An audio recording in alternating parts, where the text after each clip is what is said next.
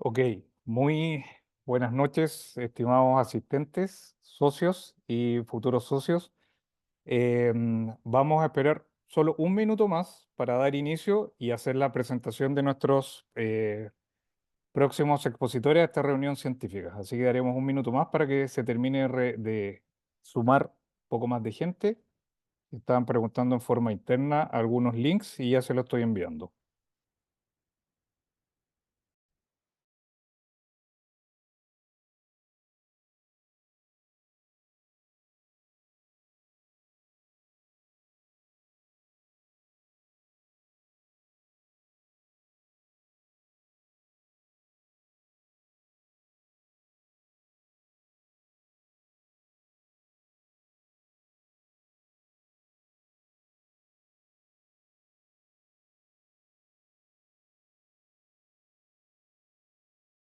Ok, ya creo que hemos dado el tiempo suficiente, son las 7:05 aproximadamente y vamos a dar por iniciada esta sesión. Primero que todo me quiero presentar, mi nombre es David Soto, soy anestesiólogo y actualmente vicepresidente de la Asociación Chilena para Estudio del Dolor y como algunos ya saben, varios socios saben que nosotros mensualmente hacemos reuniones científicas con diversos temas relacionados al dolor y el mes de septiembre siempre corresponde a el tema de algún tema relacionado con dolor intervencional. Para esta oportunidad, como ustedes han visto el link, nuestro tema de reunión científica es neuroestimulador medular en dolor crónico. Principios, evidencia y realidad chilena. Y para esto tenemos tres brillantes expositores que nos pueden iluminar al respecto. En nuestra primera etapa nos va a presentar la doctora Romina Benítez. La doctora Romina Benítez es médico especialista en cuidados paliativos, está doctorando en ciencias médicas con una investigación en predictores de respuesta a la estimulación medular. Ella también es asesora y participa en algunas empresas relacionadas con los neuroestimuladores. Por lo tanto, ella tiene un papel muy importante en cuanto a la decisión, orientación con respecto a la indicación también a qué pacientes pueden ser más, pueden tener mayor beneficio de su instalación. Y posteriormente tendremos una discusión en cuanto a la neuroestimulación en Chile, que puede ser, si es que puede ser una realidad en mi paciente, y básicamente vamos a presentar, va a ser presentado este tema por dos personas, el doctor Germán Acuña, que es un anestesiólogo chileno reconocido también internacionalmente, el especialista en dolor crónico intervencional con más de 30 años de experiencia clínica en Hospital Guillermo Grand Benavente y Hospital Traumatológico Concepción. Y él es una de las personas que puede tener más experiencia con respecto a la indicación y la experiencia personal con respecto a los neuroestimuladores medulares. Y posteriormente nos va a presentar el doctor Ovelio Quiroga, que él es anestesiólogo, algólogo intervencionista, FIP, coordinador de la unidad de dolor crónico no oncológico del Hospital de San Pablo Coquimbo, y nos va a presentar también el tema en relación a cuál es el plan que tiene él para eventualmente lograr algún financiamiento por parte eventualmente del Estado. Este tema es de vital importancia y quisimos ponerlo a la mesa, si bien puede ser quizás los neuroestimuladores pueden parecer algo alejados, sin embargo pueden tener un costo-beneficio bastante importante y elevado cuando está bien indicado. Y es un tema que en Chile estamos, creo que al debe, estamos muy atrás y es un tema que, primero que todo, para tratar de abordarlo y plantearlo a nivel ya más nacional o ministerial, tenemos que convencernos y conocerlo nosotros mismos en primera. Por lo tanto, como le había mencionado, nuestra primera presentación va a estar a cargo de la doctora Romina Benítez, de quien ya hice su presentación. Ella, me faltó informar que ella es médico especialista. Actualmente ella es argentina y reside en Argentina. Así que le doy la bienvenida y te concedo la palabra, Romina. Muy bienvenida, muchas gracias. Muchísimas gracias a vos, David, y a la Asociación Chilena del Estudio del Dolor y Cuidados Paliativos por haberme invitado. Para mí es un placer y es un honor poder compartir un rato con ustedes y una charla. Yo les consultaba la dinámica al doctor y al moderador Alejandro, si están permitidas las preguntas. De mi parte sería un placer poder ayudarlos.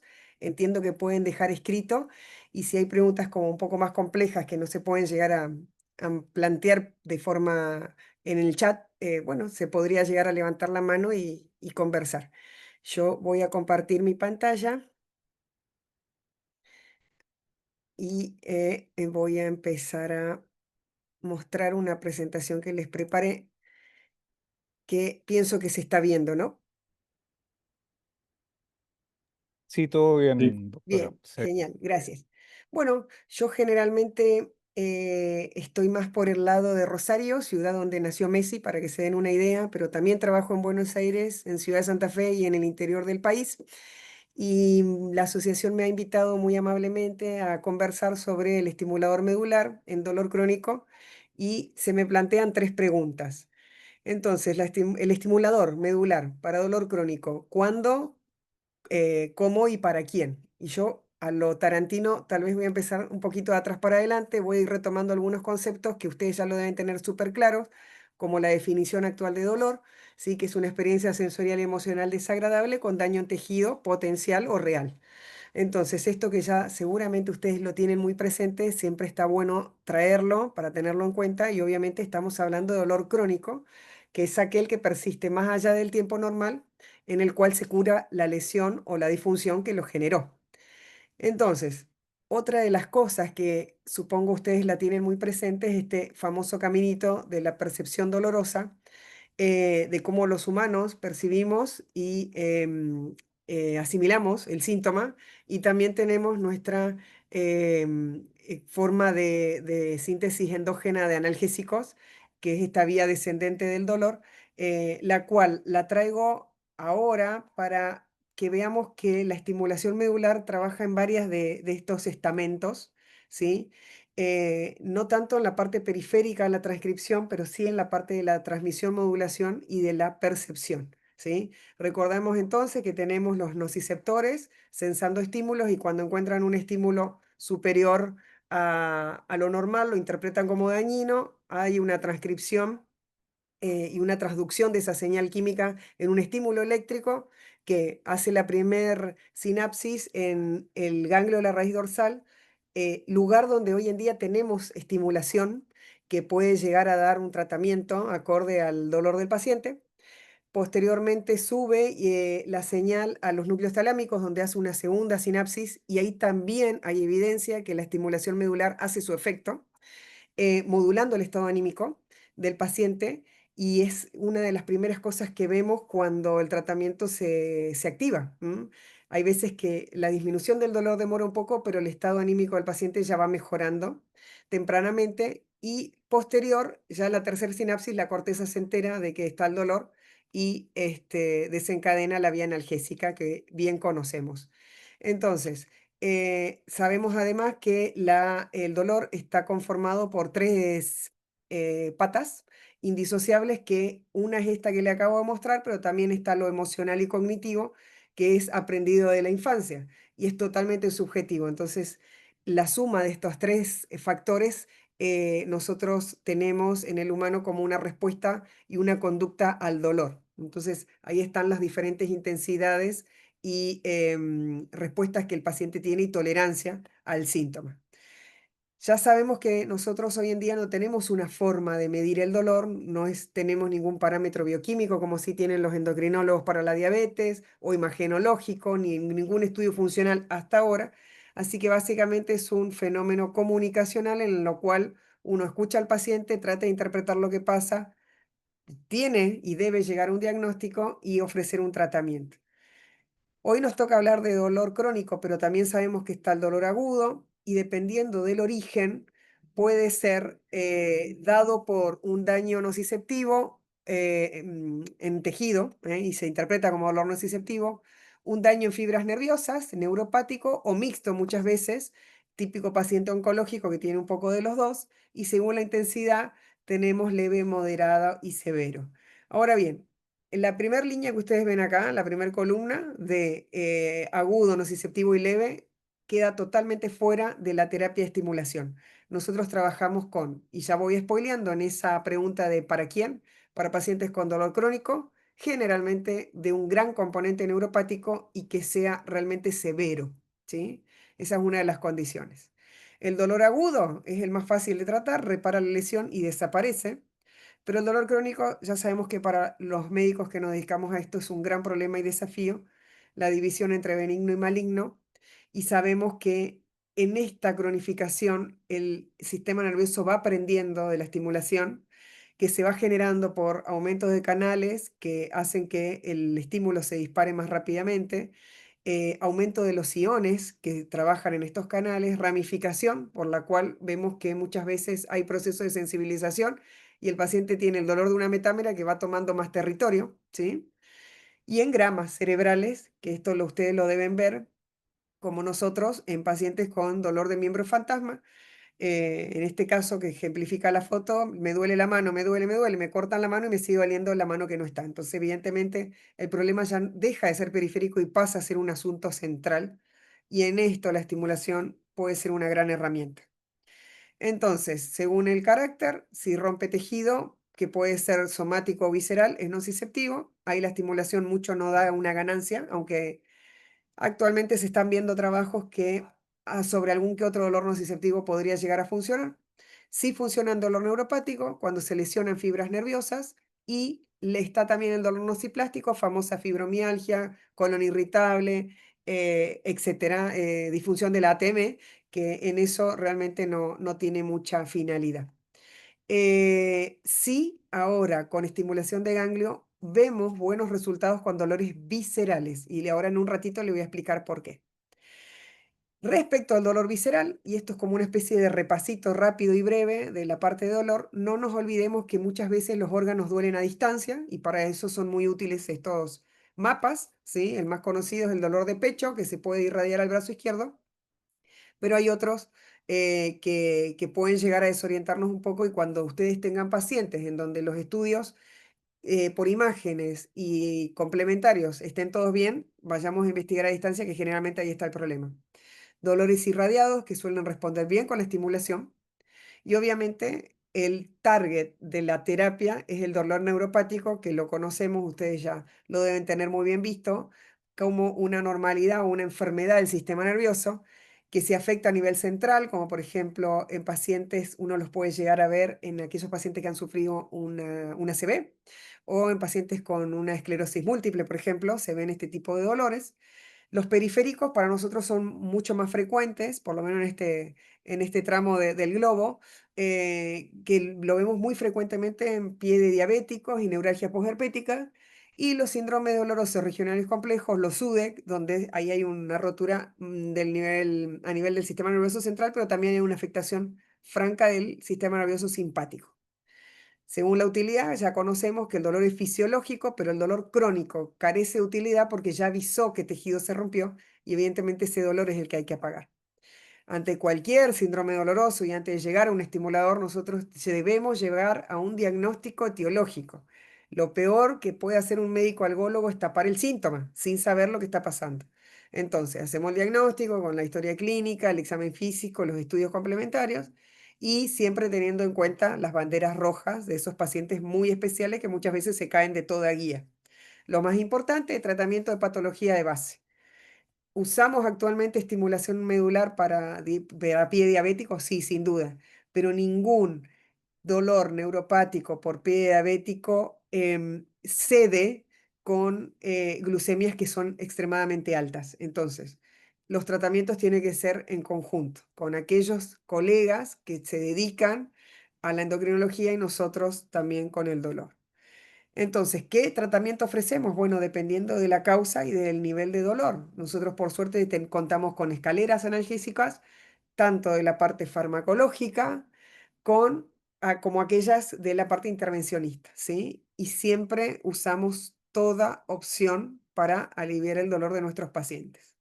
Cosa a tener en cuenta, y supongo que ustedes lo tienen presente, no es lo mismo tratar a estos muchachitos jóvenes que tienen una ventana terapéutica amplia, porque prácticamente la mayoría de los jóvenes carecen de comorbilidades, que a la segunda pareja, que está más hacia la derecha, que por tener patología de base y un consumo muchas veces de medicación, que no suelen ser una o dos, sino que muchas veces están tomando 7, 8 fármacos, sea para la hipertensión, para la diabetes, para la próstata, va achicando esa ventana y ahí es donde uno tiene que elegir bien qué analgésico usar porque puede tener una interacción.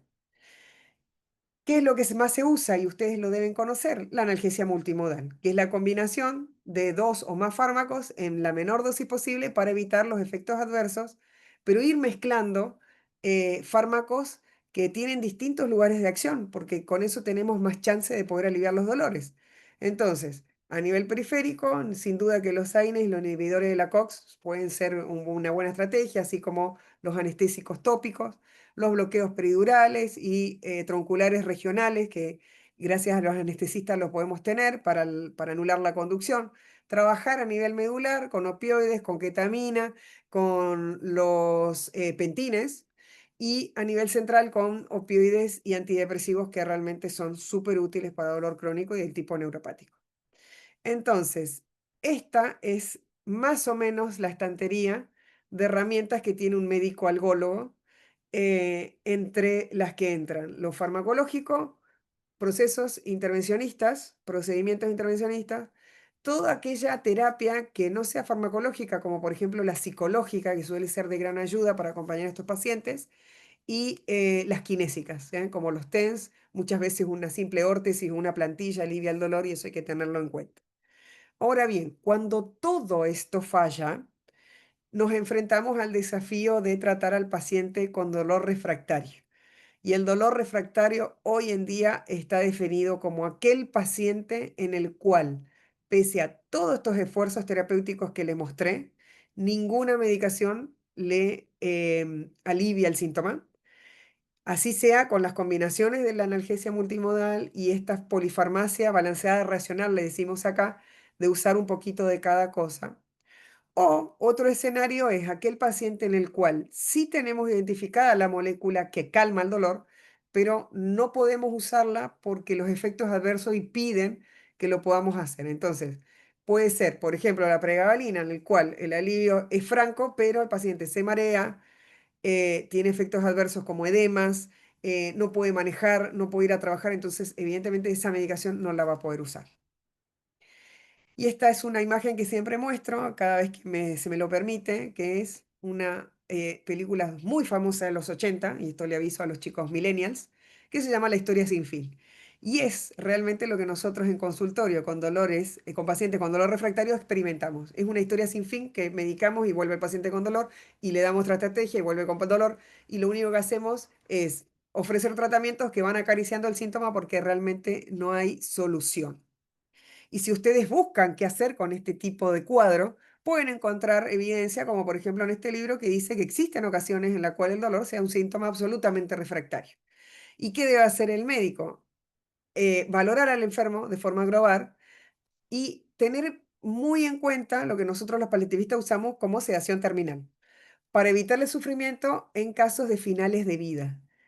Y verdaderamente eso es todo lo que uno puede llegar a ofrecer en pacientes que van a fallecer. Pero en aquel paciente que no está en final de vida, créanme que si ustedes andan sedando a esa gente, van a terminar en la cárcel, porque esto está muy mal. Entonces, no ceden a nadie que no se va a morir y sí revisemos esto que hoy en día está vigente y es la escalera de la OMS modificada, en la cual tenemos los escalones ya conocidos, el intervencionismo que no es la baranda, hace de baranda en donde nosotros tranquilamente podemos infiltrar un trocánter en un primer escalón, en un paciente con trocanteritis y no darle morfina. Pero una vez agotados los tres escalones y la baranda intervencionista, podemos pensar en un cuarto escalón con procedimientos como por ejemplo la neuromodulación eléctrica, que es una gran herramienta cuando lo farmacológico no nos da respuesta. ¿Qué tipo de estimulación hay hoy en día? Bueno, podemos estimular la médula espinal, pero también hay estimulación del ganglio de la raíz dorsal con cada vez más evidencia. Hay estimulación periférica, ¿sí?, de nervios específicos y hay estimulación cortical en aquellos pacientes con gran afectación, por ejemplo, después de un stroke talámico o el DBS, o la estimulación multitarget, donde muchas veces combinamos estimulación de tipo central con estimulación de tipo periférica, hacemos esos loops que nos suelen ser muy útiles en casos verdaderamente difíciles. Cada empresa hoy en día tiene registrada su vía y su moda y su onda de estimulación. Tenemos por un lado la estimulación tipo Birth, donde uno encuentra una estimulación de 5 espigas seguidas y un descanso, y de nuevo 5 estimulaciones seguidas y otro descanso, y eso es lo más similar al comportamiento de esa vía nociceptiva que transmite el dolor. Por eso personalmente a mí es la que más me gusta. Tenemos estimulación multitarget, DTM, donde tenemos una estimulación de base con 3 líneas que van complementando la estimulación medular, y por eso se abre camino inclusive a zonas donde con otro tipo de onda no llegaríamos. Y la estimulación FAST, que lo que hace es generar un proceso en el cual nosotros vemos una respuesta analgésica un poco más rápida que comparada con las otras, porque va inclusive a las fibras más gruesas y de esa forma enmascara el dolor más rápidamente. Y si bien la charla de hoy es estimulación medular, no nos olvidemos que el ganglio cada vez toma más relevancia porque cada vez se estudia más y le encuentran más funciones. El ganglio es un paso antes muchas veces que podemos llegar a elegir a un spinal cord, y que personalmente yo lo suelo elegir como acá las guías nos sugieren en dolores que con la estimulación espinal no llegamos. Entonces, ¿cuáles son esos dolores? Dolores bien específicos de tobillo, de rodilla, de cadera, de hombros, donde el spinal suele llegar, pero estimulando toda la pierna, cuando muchas veces no es necesario. Y también para dolor por SUDEC, hoy en día se está usando bastante, los síndromes dolorosos regionales, sobre todo cuando están localizados. Ahora bien, cuando el SUDEC se empieza a desparramar, los famosos spread, ahí ya conviene más spinal para tener mayor amplitud y mejor cobertura. Dolores lumbares crónicos, que hoy en día no necesariamente tienen que ser columnas instrumentadas. Yo personalmente tengo casos que no tiene ningún tornillo en la columna y el paciente hoy en día se está estimulando. Pero también no nos olvidemos del spinal en las columnas fallidas, el síndrome de columna fallida, que supongo se deben acordar, que son esos casos que el paciente tiene múltiples operaciones de su columna y la resolución del dolor no está presente. Pacientes con enfermedades vasculares periféricas que suelen originar úlceras, ¿sí? De jerarquías o, por ejemplo, anginas de pecho. Y yo ahora en breve les voy a mostrar una historia clínica de un paciente en el cual hemos pedido un estimulador, lo hemos conseguido y por suerte la mejoría es franca. Entonces, tenemos por un lado el spinal cord, la estimulación medular, por otro lado la de ganglio, que además empieza a demostrar cada vez más utilidad en aquellos dolores viscerales. Pacientes con dolores de pancreatitis crónica suelen beneficiarse, y en el caso de angina de pecho, en el que le voy a mostrar ahora específicamente, yo personalmente elegí, junto con el equipo con el que trabajo, estimular con ganglio, y la verdad que el resultado es excelente. Entonces ahí uno puede llegar a elegir terapias. Estas son las indicaciones actuales on-label de estimulación tanto medular como de ganglio. Entonces, ¿para quién? Para este tipo de pacientes suele tener excelente respuesta. ¿Qué pasa si ustedes están en lugares donde no hay equipos de trabajo? Un equipo para neuromodular un paciente se suele conformar de un médico que haga medicina del dolor, un médico algólogo, no importa la especialidad, puede ser anestesista, puede ser clínico, puede ser neurocirujano. Por otro lado, un neurocirujano que implante el equipo, o traumatólogo de columna o anestesista. El anestesista en Argentina está habilitado a colocar sobre todo los electrodos percutáneos, ¿sí? Y alguien de salud mental, que puede ser un psiquiatra o un psicólogo, el cual es una pata fundamental porque muchas veces tenemos pacientes simuladores. Recuerden que yo les dije, es un fenómeno comunicacional. Entonces hay que creer lo que dice el paciente, y si el paciente a nosotros tiende a engañarnos por un beneficio secundario, muchas veces la parte de psicología está más entrenada en descubrir ese tipo de engaños, o en aquellos pacientes que, si bien no tienen un dolor psicógeno, que eso verdaderamente es algo que ustedes lo van a percibir, tiene dolores con los cuales somatiza. Entonces, esos no son candidatos a este tipo de terapia, y esta gente del área de salud mental está entrenada para poder identificarlos. Entonces, nos podemos apoyar siempre y cuando no esté el equipo conformado, pero ustedes tengan alguna duda de algún paciente en específico. Bueno, hay inteligencia artificial con esta aplicación que es verdaderamente gratuita y es fácil de acceder, en donde vamos completando según el perfil del paciente, si tuvo una cirugía espinal, la localización del dolor, el tipo de dolor, si es neuropático, si es mixto, y los tratamientos que ha usado, y la aplicación dice si es poco, bastante o muy probable que la terapia de estimulación pueda funcionar. Eso como herramienta.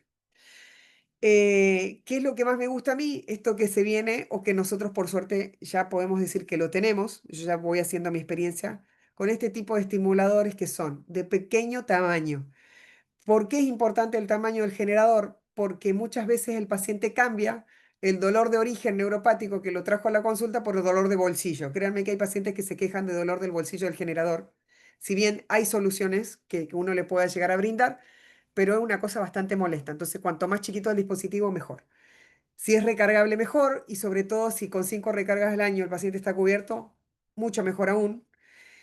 En este tipo de estimulación, lo que nosotros tenemos es la forma de programación para que en un mismo electrodo se activen los polos que necesitamos, que nosotros ya dejamos predestinado, y de esa forma, a medida que el paciente va necesitando, va haciendo una estimulación automática sin que el paciente se tenga que cambiar de programación, y lo más importante para mí es poder hacerlo a distancia, porque tenemos pacientes que viven a 500, 300 kilómetros de distancia y que cada vez que hay que hacer un cambio de programación tienen que venir a vernos. Entonces, siempre y cuando puedan acceder a Internet, hoy en día podemos llegar a programar inclusive en otro país al paciente. Y esto no es cosa menor. Yo tengo pacientes que viajan por el mundo y que necesitan de un ajuste y no están presentes, y hoy en día con este tipo de tecnología lo podemos resolver. Entonces, para ir cerrando la charla y no excederme del tiempo, habíamos dicho estimulación medular para dolor crónico. ¿Cómo? Bueno, de esta forma, eligiendo estimulación, sea percutánea o paleta, que pueda llegar a estimular médula o ganglio. ¿Cuándo? Cuando la refractariedad está demostrada y el médico algólogo dijo: yo probé este escalón, este fármaco con tal dosis, y además hicimos tal bloqueo, y además hicimos una termolesión por radiofrecuencia, y en lugares donde no hay termolesión por radiofrecuencia uno se saltea ese paso pues no lo tenemos, pero demostramos que hemos hecho prolijitamente la escalera, la hemos subido y no hemos tenido alivio. ¿Y a quién? A pacientes que no están simulando, a pacientes con dolores neuropáticos crónicos, y siempre que no entren en las contraindicaciones o en estas banderas rojas que las tenemos que tener presentes. Pacientes que tienen infecciones en el lugar de la punción no son candidatos a operar hasta que podamos resolver la infección. Nunca implanten a un paciente con una infección en curso, porque créanme que es una complicación.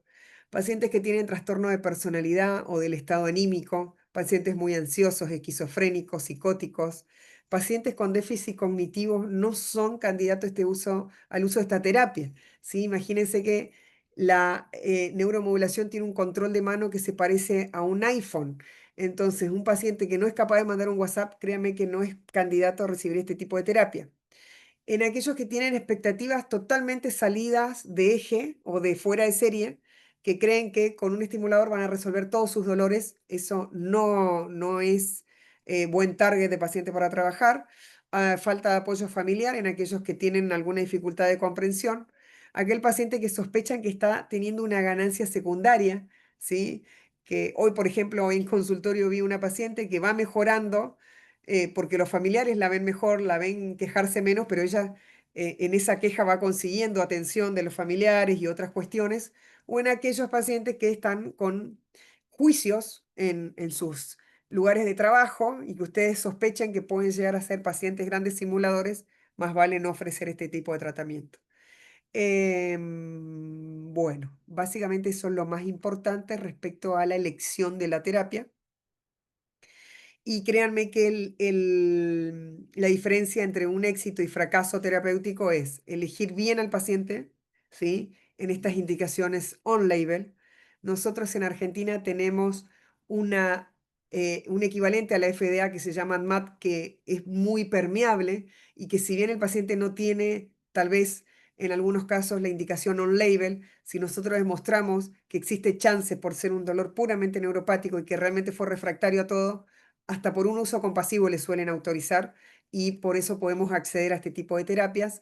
pero tiene que ser bien elegido, tener una técnica quirúrgica que esté acorde y a la altura. Yo he visto pacientes con estimuladores puestos y diciéndome, mira, doctora, esto no me está ayudando, no me alivia, nunca funcionó y está en una metámera totalmente distinta a la que debería estar funcionando. Entonces, la técnica quirúrgica, chances de que se infecte, todas esas cuestiones tienen que ser muy prolijas.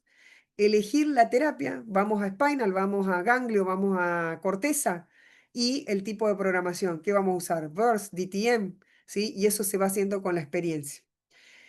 Y experiencia es lo que tenemos, por eso yo quedo abierta a las preguntas que vayan surgiendo. Este es mi contacto y créanme que para mí va a ser un placer si me escriben y ahora si se sacan alguna duda.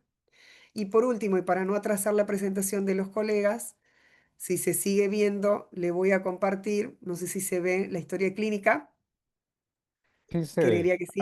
Habría que ampliarla quizá.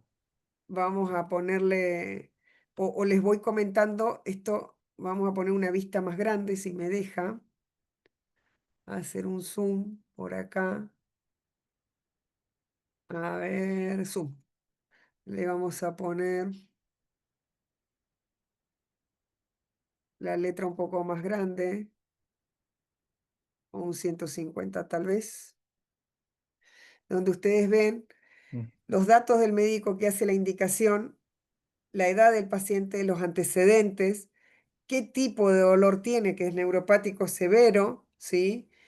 El diagnóstico, en este caso es un síndrome doloroso regional complejo, los estudios que tiene hecho y todo aquel esquema que haya probado en dosis, ¿sí? Que ha llegado a tolerar. Fíjense que acá se llega a una cierta dosis y por presencia de efectos adversos no se puede subir. El intervencionismo que hemos hecho y que a raíz de todo esto y la limitación franca que tiene este tipo de paciente, que vive de su, por ejemplo, ella es repostera, que vive de su actividad y que hoy en día el dolor no la deja ni siquiera mantener a su familia, indico el trial, que nosotros tenemos esa instancia en la cual podemos poner un electrodo con un generador externo, el cual lo trabajamos con infectología, con una consulta con infecto previa, para que eso no se infecte, le enseñamos los cuidados al paciente y probamos.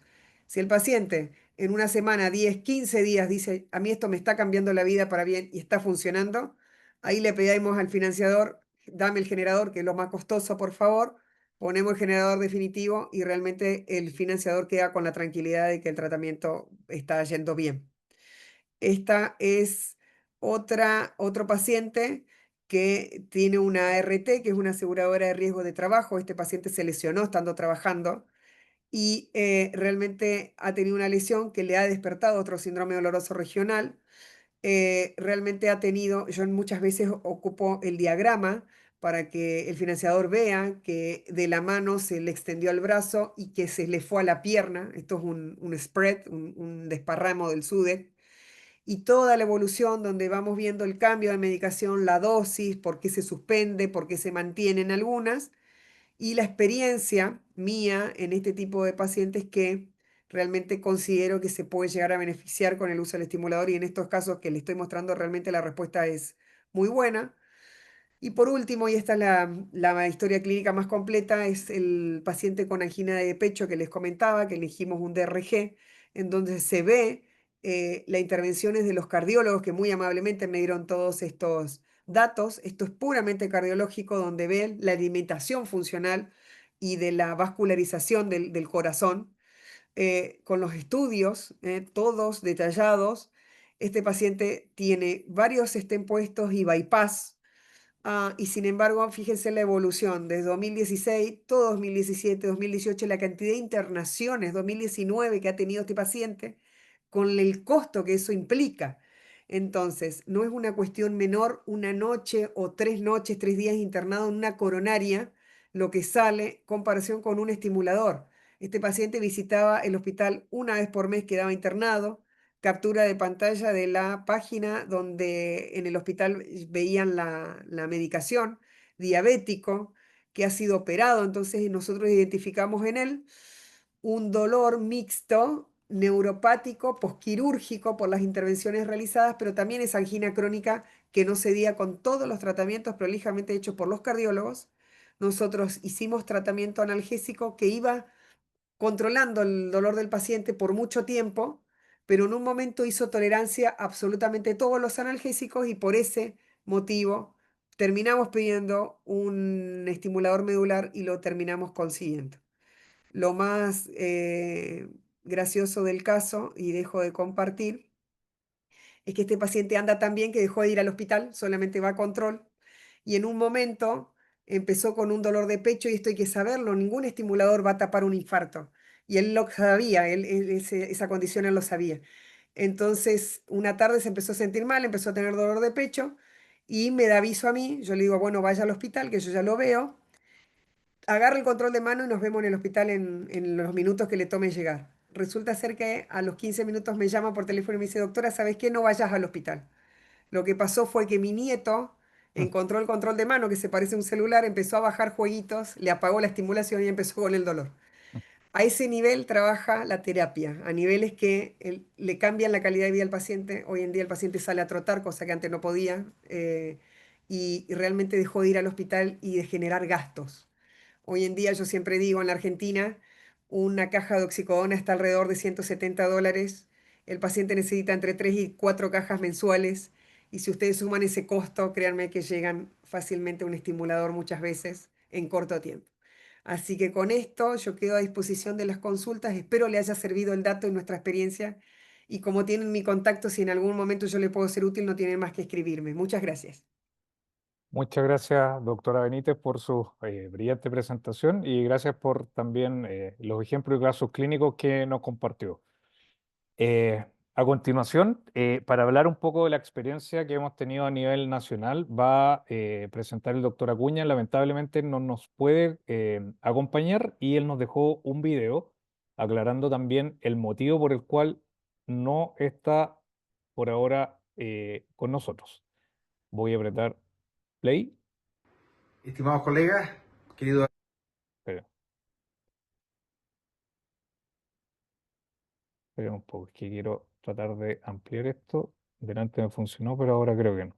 Lo voy a ampliar, lo voy a dejar de esta manera por David, ahora. Se ve. una alegría muy grande. Estimados colegas, querido David, una alegría muy grande saludarlos. Estoy al otro lado del mundo, estoy en Kazajistán asistiendo al Congreso de la Sociedad Internacional de Neuromodulación. De hecho, hemos traído un póster a este congreso con los primeros 5 casos que hemos puesto de estimuladores de ganglio de raíz dorsal en Concepción. Son 5 pacientes para SUDEC. Hemos hecho otros pacientes que ya les contaré, pero por lo pronto en este congreso hemos traído los pacientes para SUDEC y por eso estamos tan contentos de que hayan aceptado este trabajo. Son 5 pacientes, todos ellos SUDEC de extremidad superior, y entonces son casos re bonitos porque son casos en que, si ustedes miren acá, están puestos los estimuladores en buena posición, excepto uno que se nos perdió el loop, tema a conversar sobre cuando esto va a nivel cervical. Así es que ya les mostré esto. Aquí estamos con el colega Fabián instalando un neuro cerebral cervical en Concepción, en el Hospital Traumatológico. Así es que bueno, les comparto esto y les voy a pasar a contar ahora un par de cosas más. Voy a ir por la segunda parte.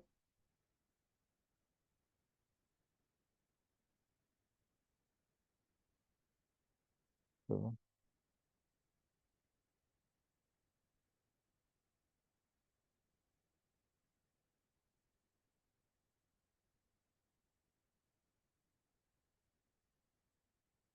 perdón, que estoy tratando de maximizar y me cuesta un poco todavía.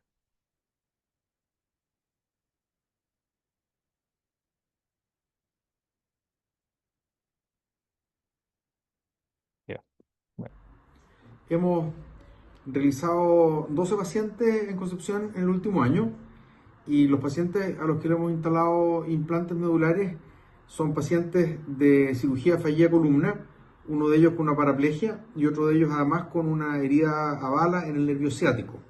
Esos son 3 estimuladores medulares lumbares. en cirugía, comillas, fallida columna. Tenemos una paciente con una proctalgia severa que estuvo más o menos 8 meses en cuidado intensivo con altas dosis de opioides, sin encontrar la causa del dolor. A esa enferma se le hicieron algunas cosas previas y finalmente se le instaló un estimulador medular peridural retrógrado desde T12L1 hasta S3. Y tenemos otro paciente que es un tumor medular operado, 10 años de evolución, con 200 ampollas de morfina mensuales, que tenía su tumor a nivel cervical y le pusimos hasta C2 el neuroestimulador. Y el otro paciente, una paciente a la que le pusimos neuroestimulador transsacro por S3, por un tratamiento de 8 años de dolor pudendo sin resultados, también con mucha metadona en el cuerpo. Esos son los estimuladores que hemos puesto del tipo estimulador medular. Y en el caso de los DRG, hemos puesto 6 pacientes, 5 ya les comenté, que son de los casos de SUDEC terroríficos en realidad, de extremidad superior, y un paciente con un dolor fantasma que anduvo extraordinariamente bien. Los pacientes en general han tenido bastante buena evolución. Es complejo poder describirlo y el cuello representa un tremendo desafío porque tenemos una paciente a la que se le desarmó el loop, probablemente más o menos en 6 meses, probablemente por los movimientos del cuello. Y en el caso de los estimuladores que no son DRG a nivel cervical, los movimientos del cuello también nos complican. Es un capítulo en el que tenemos que avanzar, la ciencia, la tecnología tiene que avanzar para resolver estos casos. En el caso de los pacientes con SUDEC, la verdad que antes se les hizo todo lo imaginable, desde bloqueos de ganglio, radiofrecuencia del plexo braquial, regionales endovenosas, peridurales cervicales, y con esto los pacientes no aliviaban su dolor. Hoy día con sus estimuladores de DRG andan bastante mejor. Desde el punto de vista numérico ellos no muestran grandes resultados, pero su vida les ha cambiado absolutamente, lo que también nos invita a que desafiemos la escala numérica análoga de dolor por escalas de funcionales. ¿Cómo pudimos hacer esto? La verdad que el Hospital Traumatológico de Concepción es el responsable de que hubiéramos logrado esto. Tengo que agradecer al director del hospital, que es el señor Ñanco, que puso de sí todo, entendió el dolor humano y estuvo dispuesto a financiar. Y es por eso que en el hospital pusimos 3 DRG y pusimos 3 estimuladores medulares y 2 DRG. Y agradezco también al Hospital del Trabajador de Concepción, o Clínico del Sur hoy día, porque ahí hemos puesto otros 4 DRG y los otros pacientes son pacientes particulares míos. En el caso de los pacientes particulares es muy complejo, porque hoy día las ISAPRES se están negando a financiar estos dispositivos. Hay un dictamen que se los puedo compartir de la Corte Suprema a propósito de un estimulador cerebral, que la Corte Suprema obligó a un ISAPRE a implantarlo. Mis pacientes hoy día, tengo una lista de espera no menor de pacientes privados que están esperando implantes, y ellos están hoy día viendo con sus abogados en la Superintendencia de Salud cómo hacerlo, ya que está este dictamen de la Corte Suprema que obligó a la ISAPRE a comprar un estimulador cerebral para Parkinson. Los pacientes del hospital fueron financiados por el hospital. Hoy día estamos sin financiamiento porque ustedes saben la crisis que hemos tenido financiera hacia el fin de este año, pero tenemos la ilusión de que el próximo año va a venir pronto unas remesas que nos van a permitir ver los enfermos que tenemos pendientes. Y en el caso de los enfermos del Hospital Clínico del Sur o Clínica del Sur, han sido financiados por la Asociación Chilena de Seguridad y han sido financiados por el Instituto de Seguridad Laboral. Los pacientes hasta el momento justifican, porque son pacientes que se han acumulado por años, son pacientes que tienen dolores que son, no es muy científico lo que voy a decir, pero son dolores terroríficos. Entonces es como muy fácil entender para las autoridades la necesidad de estos pacientes. Probablemente cuando resolvamos esta lista de espera inicial de pacientes con dolores así tremendos, tenemos otra chica con 3 cirugías de columna, tenemos uno con un tumor medular operado torácico, tenemos uno con un desgarro del plexo braquial, 2 con desgarro, del plexo lumbar, 2 pacientes con desgarro del plexo lumbar y con pelvis destruida. en accidentes. Nuestra lista de espera no es menor, tenemos un paciente que tuvo una situación compleja por una malla que le pusieron por una hernia inguinal y que desarrolló un síndrome de dolor regional complejo abdominal y de la pierna, que tiene un neuroestimulador que hay que retirar. Bueno, en estos casos hemos tenido algunas judicializaciones. La Corte de Apelaciones de Concepción va a ordenar que retiremos y pongamos el neuroestimulador. En este caso, el hospital de donde proviene este paciente, que no es mi hospital, está pensando en enviarnos otro paciente ahora, pronto, para evitarse la judicialización. Y tenemos el Consejo Defensa del Estado, al que acudió una paciente que también nos están ordenando resolver. Entonces, en resumen, tenemos autoridades sensibles, porque se les explica bien lo que ocurre con los pacientes, eso para el hospital y para el Instituto de Seguridad Laboral y la Asociación Chilena de Seguridad. Tenemos judicialización y tenemos el tema de cómo vamos a ir a las ISAPRE. Financiar estos dispositivos caros no es fácil. Ahora, como tenemos 3 empresas en Chile que disponen, es probable que tengamos una baja de los precios. Ojalá. Tenemos que ser ahí inteligentes como médicos de terapia del dolor, de trabajar bien juntos y coordinarnos para que podamos conseguir que las empresas bajen sus precios. El DRG no tiene competencia, empresa única a nivel latinoamericano mundial que hace DRG. En el caso de los estimuladores sacros tampoco tenemos la posibilidad de competencia, pero los estimuladores medulares tenemos 3 empresas que pueden hacerlo y yo creo que es responsabilidad nuestra presionarlos para que compitan y bajen sus precios. Bueno, les reitero mi saludo desde Kazajistán, aquí en el Congreso Internacional de la Sociedad de Neuromodulación. Espero que el próximo año nos podamos encontrar varios más en esto y que traigamos muchos más trabajos al Congreso. Así es que el próximo año va a ser Lisboa. Y a lo mejor nos entusiasmamos y hacemos el capítulo chileno de la Sociedad de Neuromodulación. Así es que cariños para todos desde lejos. Espero que lo que les he comentado sirva para que nos unamos fuerzas para ver cómo nos coordinamos para financiar estos dispositivos y cómo conseguimos que las empresas bajen su precio. Los enfermos lo necesitan. Para los enfermos a veces no hay otra alternativa que esto. Y cuando uno se le parte el alma por escuchar a una mujer que tiene un SUDEC que le ha cambiado la vida y que 6 meses después, aun cuando sigue con dolor, se ha reencontrado en familia, se ha reencontrado con su esposo, ha podido hacer quimioterapia, eso es una satisfacción tremenda. Estos estimuladores efectivamente ayudan a la calidad de vida de los enfermos. Si bien es cierto, no son varitas mágicas, ayudan. Y en algunos casos, como en los casos pelvianos que hemos puesto, y en algunos neuroestimuladores, sí son varitas mágicas. Pero espero estimularlos para que nos juntemos a ver cómo resolvemos el tema de los dineros y sobre todo cómo resolvemos el tema de los pacientes. Muchos cariños. Bueno, ahí están las palabras del doctor Acuña. Le daremos las gracias en el momento del cual regrese. Y les quiero recordar, por favor, que está la opción abajo de escribir y redactar sus preguntas, las cuales, según el tiempo, vamos a ir resolviendo al término de este webinar. Y a continuación, quiero dejar con ustedes al doctor Ovelio Quiroga, que creo que tienes permitido compartir pantalla, estimado Ovelio. Hola David, gracias. No sé si me escuchan bien. Se te escucha bien. Y bueno, gracias por la invitación. Vamos a tratar de intentar compartir un poco cómo es nuestra experiencia en relación al implante de nuestro camino hacia el implante de estimuladores espinales aquí en Coquimbo. ¿Se ve la pantalla? Sí, se ve. Perfecto. Vamos. Entonces, si bien cuando yo llegué aquí a Chile hace 9 años, me pareció increíble que no, que implantar un estimulador fuera tan difícil, porque ninguna ISAPRE, o pocas ISAPRES lo autorizan y FONASA tampoco lo tiene dentro de su canasta de prestación. Me pareció increíble. Entonces, este camino, vamos a hablar un poco de este camino que hemos hecho aquí en Coquimbo, tratando de llegar al implante de estimuladores en un hospital público.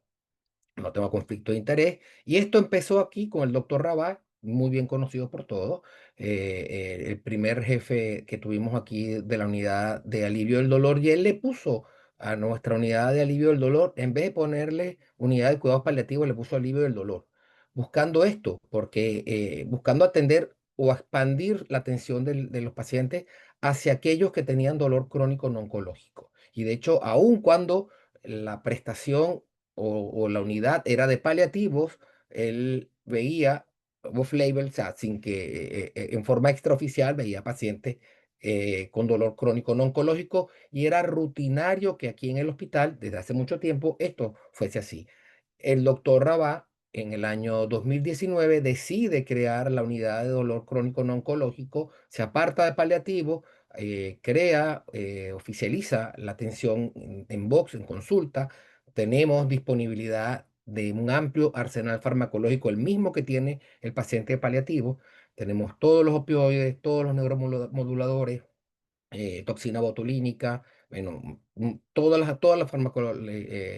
arsenal farmacológico, e incluso gestionamos con las personas del hospital para tener bloques quirúrgicos. Empezamos con un bloque cada 15 días, después un bloque cada mes, un bloque cada mes, cada 15 días, hasta llegar incluso a un bloque completo quirúrgico para procedimientos de dolor. Llegó el COVID, hubo una nueva realidad en el hospital, nos fusionamos y ahora la unidad se llama Unidad de Dolor, Unidad de Alivio del Dolor y Cuidados Paliativos, donde paliativo y dolor trabajamos juntos, pero no mezclados. Y la unidad funciona con enfermería, con personal de técnicos de enfermería, con con box y toda la infraestructura, computadoras, todo aparte de la unidad de paliativo. De modo que una vez que tenemos estas pacientes que ya están tratados con amplios medicamentos y que fallan, empezamos entonces a realizar procedimientos intervencionistas de todo tipo, eh, desde diagnósticos hasta neurolíticos, radiofrecuencia, y lo único que nos falta, que no habíamos hecho, es implantar. Incluso se iniciaron procesos de licitación para compras de equipos de insumos, donde rutinariamente estamos haciendo o estamos ocupando material y recursos para estos procedimientos intervencionistas. Así, entonces, hicimos una lista de espera, que en primer lugar era una lista de espera interna de la propia unidad, era informal, no nadie la conocía, ni siquiera las autoridades del hospital, tanto de los que estaban para hacerle en espera de procedimiento, como aquellos que le hemos hecho todo tipo de procedimiento y que además estaban recibiendo farmacología, todo tipo de fármaco, y seguían refractarios.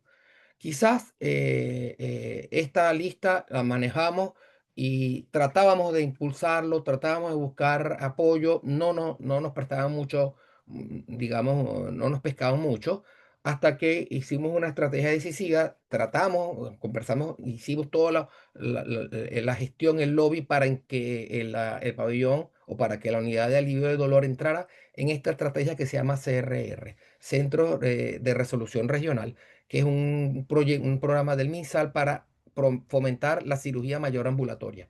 Una vez que dolor crónico no oncológico entra en esta estrategia, nos protegen un pabellón, nos piden que hagamos por lo menos 6 o 7 pacientes diarios en cada día que tengamos de pabellón, lo cual está protegido, y nuestra lista de espera se oficializa. Nuestros pacientes que están en espera y los refractarios entran al servicio de salud con una lista de espera oficial, así como lo tiene cirugía, como lo tiene traumatología o neurocirugía o urólogo. También nosotros tenemos una lista de espera oficial que este año sube al MinSal, ya subió al MinSal. Por primera vez en el 2025 tenemos una lista en el Ministerio de Salud, donde nos piden incluso cuántos pacientes tenemos. Tenemos más de 140 pacientes en espera y más de 35 pacientes refractarios. Una vez que esto está, entonces llegamos al paso final. ¿Qué hacer con estos pacientes refractarios? Entonces, en primer lugar, lo que hicimos, hablamos con la gente de gestión estratégica del hospital. Incluimos dentro de nuestras prestaciones la neuroestimulación, que se hizo muy fácil porque esto es un centro de referencia de neurocirugía. Entonces, ya dentro nuestra prestación en este hospital incluye la neuroestimulación. Vamos a volver a presentar nuevamente ante los consejos regionales y la gobernación regional el proyecto para obtener los recursos de nuestros primeros pacientes. Estamos empezando a pedir 10, quizás el año que viene tenemos ya todo listo para implantar 5 neuroestimuladores y de ser posibles, si nos da la capacidad técnica, inclusive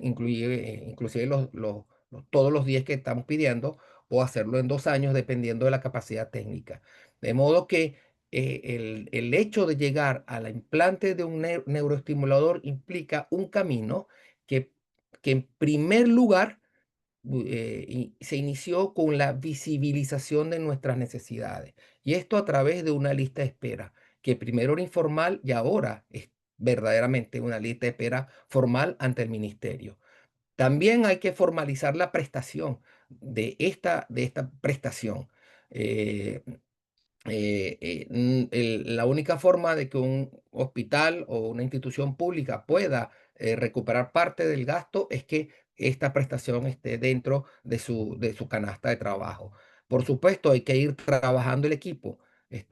Implantar un estimulador requiere un equipo completo de enfermeras, de TENS, de neuros, de equipo de apoyo neuropsiquiátrico, psicólogos, neurocirujano, neurólogo y psiquiatra.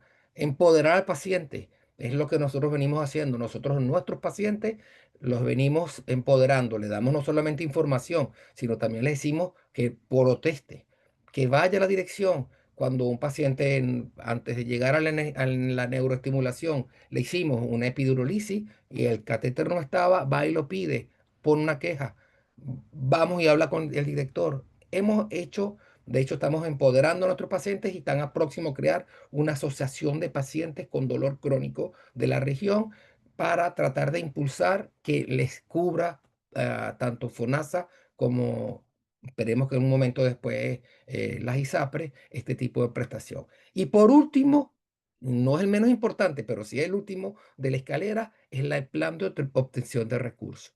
Si lo podemos hacer a través de compra directa del hospital, buenísimo. Si el hospital no lo tiene, a través del CORE o del GORE, ya veremos. Y este es el camino hasta que logremos que FONASA y la ISAPRE hagan, digamos, posible obtener recursos de forma normal, que esté dentro de la normalidad pedir un estimulador. Bueno, esta es nuestra experiencia. Gracias, David, por permitirme mostrar lo que hemos hecho, y bueno, y esperemos que ya el año que viene tengamos mucho, porque nuestra lista de espera, aquí tenemos 35 pacientes ahorita, candidatos a neuroestimulador, que están sufriendo, no de un año ni dos. Tengo algunos con 5 y 6 años, por ejemplo, con neuropatías por espética, con dolor regional complejo, con síndrome espinal crónico refractario tipo 2 y tipo 1 también. O sea, tenemos de todo tipo. Tenemos pacientes con tumores medulares. Bueno, hay una lista que está oficializada. Gracias, David. Vale, Ovelio, muchas gracias por compartir lo que tus intenciones, y en realidad nos abre como un camino o una idea, así que obviamente estaremos atentos a ver cómo se va resolviendo esto durante lo que queda este año y el próximo. Em, les recuerdo que está abierto la posibilidad de realizar preguntas a través del chat. Vamos a tener solamente un par de minutos para responder algunas preguntas. Y alguna de las preguntas que se gestionaron fue a la doctora Benítez preguntar básicamente cómo es el sistema de financiamiento que está actualmente válido en Argentina y cómo llega finalmente un paciente desde, no sé, una ciudad pequeña al camino final a llegarse a instalar a la instalación definitiva de un estimulador medular. Bueno, nosotros tenemos un sistema de personas en las cuales aportan por medio de su sueldo. Parte de su sueldo va destinado a una cobertura, a un seguro social, por decirlo de una forma. Aquellos, aquellas personas que no están con un trabajo formal, es decir, que son autónomos y que pagan lo que se llama una prepaga, es decir, que pagan un seguro médico por no tener recibo de sueldo, y aquellos pacientes que no tienen cobertura y que van al hospital público, ¿sí? Nosotros, por suerte, tenemos el acceso de estimulación para sea medular para dolor o para Parkinson, en aquellos pacientes, como decían los doctores. Ambos doctores dijeron, pacientes que están sufriendo, ¿sí? Eh, y que realmente hemos agotado todas las instancias, uno hace el pedido, sea a la obra social, que es un tipo de cobertura de seguro social, a la prepaga, que es el que se financia el mismo paciente, o al Ministerio de Salud de Nación, el cual pone el euroestimulador para aquel paciente que no tiene cobertura, y eso se hace el implante en el hospital público. Esas son las tres vías que hoy tenemos para poder conseguir un estimulador. Ok, perfecto. Muchas gracias. Oye, Ovelio, otra de las preguntas que se ha gestionado acá es con respecto a un poco profundizar cómo llegaste a hacer esta lista. Me refiero al tema un poco más administrativo. Y la pregunta es más bien en cuanto a la gestión administrativa, ¿tú crees que esto es replicable en otras regiones? Yo sé que es primera vez que se está haciendo, generando esto, no hemos visto los resultados finales, pero ¿cómo fue el tema administrativo para llegar a gestionarlo? Mira, esto es un proceso de mucha conversación y mucha gestión. Esto partimos casi que en contra de todos. A nosotros nos decían, ¿cómo le vamos a dar un pabellón a una persona que no sabemos ni qué hacen? Es difícil. Esto es tratar de gestionar. Y si es factible, yo pienso que es factible. Yo pienso que todo tiene que partir con un orden. Tenemos que tener claramente que hay que atender pacientes, hay que ordenar tu consulta y mostrar tus resultados. Y todos estos pacientes que no están siendo beneficiados con terapia farmacológica y posteriormente con terapia intervencional, también tienes que tenerlos completamente registrados. Una vez que esto pasa, al principio lo que hicimos fue presionar con los pacientes. Los mismos pacientes empiezan a presionar para que el hospital le abra puertas, le dé soluciones. Cuando esto parte, llevamos a la dirección del hospital un cúmulo de pacientes. Nosotros tenemos ahorita en la unidad de dolor de nosotros, tenemos más de 600 pacientes, que son esta es nuestra cartera de pacientes ahorita. 600 pacientes que duplica probablemente lo que ve paliativo y con un cuarto de médicos de lo que tiene paliativo para ellos. Entonces imagínate la cantidad de pacientes que nosotros vemos. Yo puedo ver en un día 30 o 35 pacientes tranquilamente de 8 de la mañana a 6 de la tarde, sin contar con bloqueos que le hago intermedio. Entonces, imagínate la cantidad de pacientes que tiene. Entonces, cuando esto se muestra, cuando estos números se llevan a las direcciones de tus hospitales, está plenamente justificado. Y también a través del cuerpo que maneja en el hospital, que es muy abierto, la parte de gestión operacional y estratégica, mordieron el anzuelo de que esto puede ser hasta incluso propagandísticamente beneficioso para el hospital. Estamos hablando no, de esto de sufrimiento y todas estas cosas, y cuando hay que gestionarlo por todas las partes. Entonces, desde lo propagandístico hasta el paciente, hasta lo que le conviene al hospital. De esa manera lo hicimos. No es un camino que se va a lograr de un mes a otro probablemente. Hemos trabajado de a poquito sembrando y se dan los frutos. Yo pienso que es replicable. Ok, perfecto, Elio, muchas gracias. Doctora Benítez, una de las preguntas que surge es, ¿cuáles han sido las experiencias negativas en cuanto a fracasos, por así decirlo, a pesar Mm. de que hayan tenido buenos predictores? ¿Qué se hace en esos casos? Y más o menos si pueden dar un porcentaje de malas experiencias. Bien, yo cometí el error de no fijarme en la lista de pacientes que actualmente están en estimulación bajo mi indicación. Lo que pasa es que yo trabajo en varios centros, entonces por ahí es muy variable. Trabajo con gente de Buenos Aires, que son ciudades enormes, donde tienen mayor casuística. La ciudad de Rosario es la segunda en cantidad de personas y es ahí donde yo trabajo, y después trabajo en otros centros que son más pequeños, entonces yo tengo mi lista de pacientes míos, donde yo lo indiqué y le voy haciendo el seguimiento. Pero también recibo pacientes que han sido implantados por otros colegas y también le hago seguimiento. Pero lo que nosotros vemos en la experiencia es lo que están descrito en los libros, ¿sí? Yo escuchaba atentamente lo que decía el doctor y pensaba qué difícil esa lista de espera, de decir, bueno, quién, por cómo lo podemos llegar a ordenar, por tipo de dolor, por cantidad de sufrimiento, es una cuestión hasta bioética discutible, Y eso es lo que nosotros siempre ponemos en tensión con los financiadores, es decir, cuando a mí me llama muchas veces un auditor, le decimos acá al jefe de financiadores, y me dice, doctor, ¿usted sabe lo que vale lo que está por poner o lo que quiere usted colocar? Y yo le digo, bueno, pero usted sabe la cantidad de cajas de fármaco que usted se va a ahorrar y la calidad de vida que usted puede mejorar de una persona. A lo cual mucha gente me dice, ¿y si llega a fallar? Que es la pregunta que me estás haciendo, David. Y yo le digo, ¿y si no? ¿Y si no falla y llegamos a tener buen resultado? Las fallas las vemos como complicaciones en sí de algún electrodo infectado, alguna herida que se abre, que son las mínimas. Si se trabaja prolijamente y se hace intervenir a los infectólogos, esos son los menores de los casos, pero bueno, al margen de que muchas veces el paciente es muy prolijo y toma los antibióticos y el quirófano está impecable, puede haber alguna herida infectada. La guía, lo que dicen internacionales es que hay que explantar el electrodo. En nuestro caso, como no es muy fácil conseguir un segundo equipo, tratamos de hacer lo imposible para salvarlo con antibiótico-terapia. Muchas veces inclusive ponemos antibióticos en el bolsillo del generador. Nos desarmamos en ideas para tratar de sostener la terapia, pero bueno, las infecciones son una complicación. Para nosotros, nuestra experiencia ínfima, hemos tenido dos casos o tres como mucho, de 45 más o menos pacientes que llevamos hasta ahora. Y otra de las complicaciones es que la terapia puede ir perdiendo efecto, y eso también está descrito. Está descrito el fenómeno de habituación, que así como lo tenemos con los fármacos, que cuando el paciente lo toma repetidamente, el fármaco deja de hacer efecto porque el cuerpo se acostumbra, lo mismo sucede con la estimulación.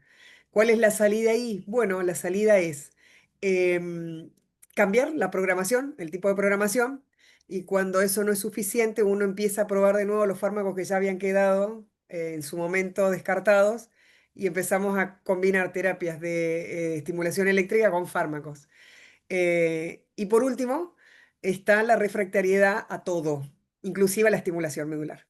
Entonces, ¿hay pacientes que son refractarios a estimulación? Sí, pero no tenemos hasta ahora, y mi tesis doctoral es ver si encontramos algún predictor.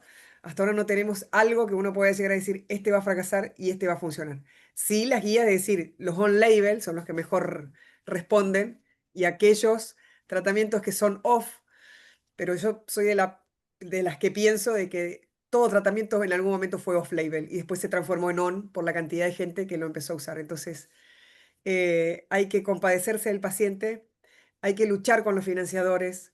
Cuando toman la teoría del precio, hay que poner, yo tengo un gran mentor que siempre dice, el doctor Pachi Cirabolo, lo veía a Fabián Piedemonte también en la foto, son dos grandes eh, precursores de este tipo de terapia, y Pachi siempre dice, son terapias caras, pero no costosas.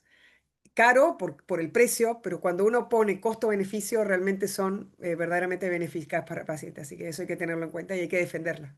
Pero defendiendo con resultados, como dijo el colega. Los resultados, cuando tenemos buenos resultados, es espalda que habilita a seguir usando la terapia. Si nos perdemos mucho en la sobreindicación, en no hacer prolija la parte de la refractariedad o en entusiasmarnos porque va a ser mi primer estimulador y además voy a ganar tanto dinero, ahí vamos mal. Esas son banderas rojas que tenemos que tener en cuenta. Ok, doctora, muchas gracias por su palabra y su respuesta. Bueno, en honor al tiempo, hay algunas preguntas que quedaron pendientes por responder, que estoy respondiendo de manera interna. También les hago la invitación a contactarse con nosotros, a los que quieran profundizar algún tema un poco más con respecto a esto mismo. Yo los puedo orientar o derivar a la doctora Benítez o al doctor Quiroga, hacernos contacto a través del mail de la ACHET, o sea, contacto arroba achet.cl o a través de la página. Y bueno, nuevamente darle las gracias a la doctora Benítez, al doctor Oelio, al doctor Acuña que no nos pudo acompañar, pero este es un tema que espero y queríamos ponerlo a la palestra, queríamos hacerlo más, empezar a visibilizar un poco más y ver cómo podemos ir avanzando a nivel nacional. Y ojalá nos podamos reunir en un tiempo más y comentarle nuestra experiencia que hayamos tenido durante este año, doctora Benítez. Así que muchas gracias, ha sido un placer. Gracias a Eh, ustedes y si en algún momento viene a Argentina no tienen más que escribirme. Acá tenemos buenos hospitales donde podemos recibirlos para rotar y hay buena carne para comer y lugares lindos para visitar, así que bueno, bienvenidos sean aquellos que quieran visitarnos. Y un Le placer, cobraré. ¿eh? La verdad que la experiencia acá del colega, invaluable, siga así, doctor, que va excelente. Humilde Gracias, opinión. gracias y súper buena tu charla, doctora. Buenísima, me Gracias, encanta. gracias. Gracias, David, y gracias a todos por la presencia. Ok, Nos bueno. vemos, nos vemos en Argentina, doctora. Sí, Gracias, cómo no, en breve, lo esperamos. cobraremos la palabra. Así que Eso. muchas gracias a todos. Damos por finalizada la reunión. Les recuerdo que esta reunión va a estar disponible en algún par de días más en la plataforma de la H. Así que muchas gracias por su participación.